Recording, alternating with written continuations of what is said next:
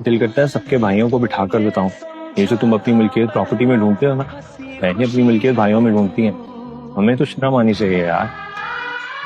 बाबा कहते हैं कि मर्द रोया नहीं करते, तो क्या आप शर्म के मारे कोई रोए ना? मुझे लगता था कि तुम एक लड़की हो तो जिम्मेदारी हो बस, मिल्कियत में खामखा की हिस्सेदार। कम कम तो हमारा होता है, दुनिया हम चलाते हैं। पर अब पता चला है कि तुम तो दुनिया बदल देती हो यार।